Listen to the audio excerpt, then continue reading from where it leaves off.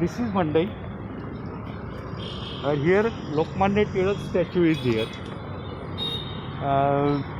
What is its importance? This Tilak was a figure of national reputation. But why?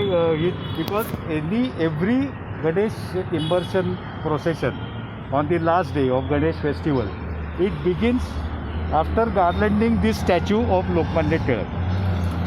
It was statue came into being in British regime, and it was inaugurated at the hands of Motilalji Nehru, father of Jawaharlal Nehru. It's a statue in marble, and it is a beginning of Mandai that you can enter into inside. And earlier, Mandai was in front of Shanwarwada, and Britishers shifted Mandai from Shanwarwada to here, which it represents the change in the system. Which earlier in front of Shanwarwada it is open market system, but this is a closed market system.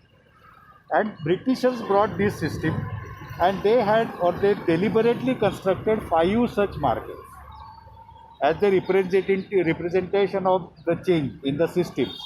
2 are in Pune. This is earlier it was known as Ray Market because it was inaugurated at the hands of Governor Ray, the then governor of the then Bombay province. And Bombay province stretched from Karachi to Karnataka. That you have to bear it in mind for such a large area.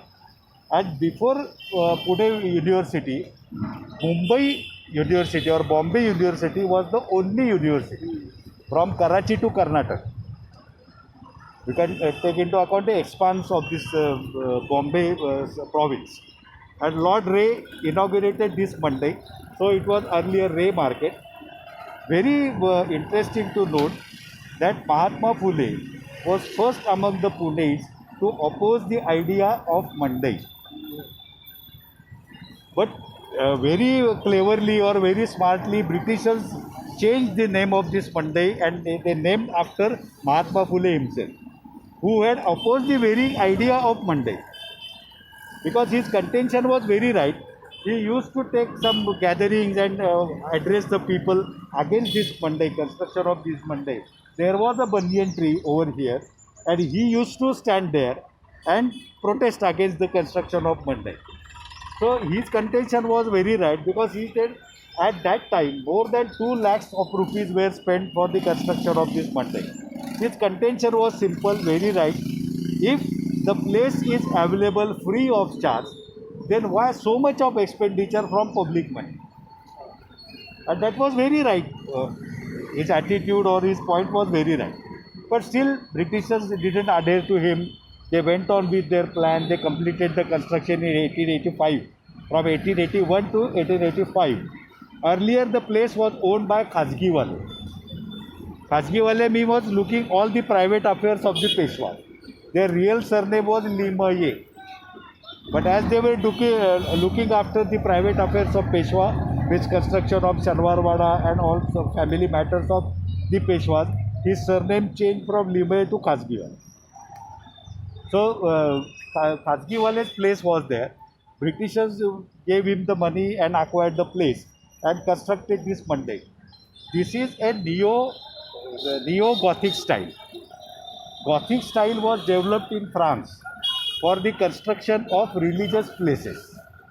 It evolved in Paris or France in 8th century. But there are many versions of this Gothic style: Spanish Gothic, British Gothic, etc.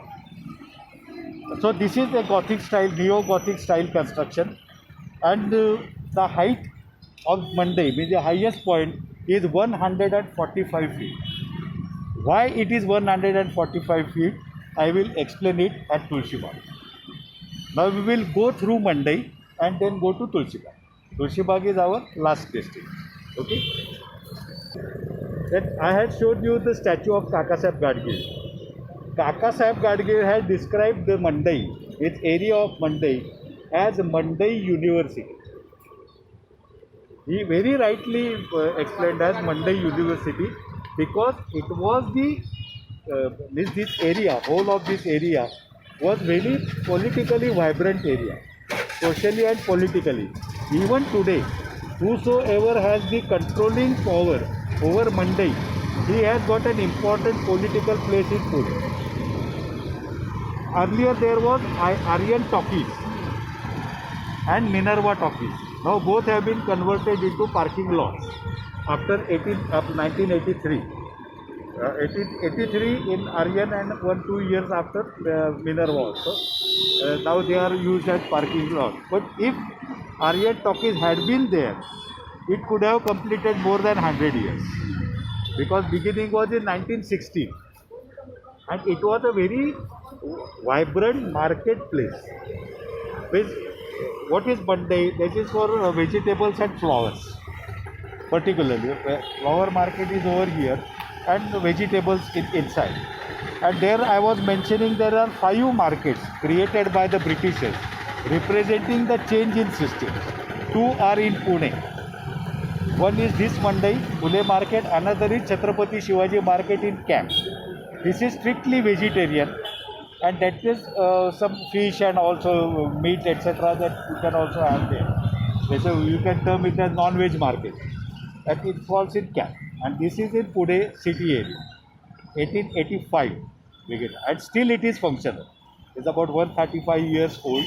And there are about 1,000 people, means gala owners, market owners.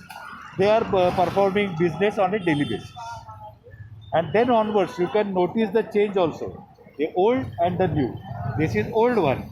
And at the back side of it, there is new. That is constructed by Pune Corporation. You will easily notice the difference. Why old is gold and new is not. So we will have a walk through Monday and we will go to new Monday and from then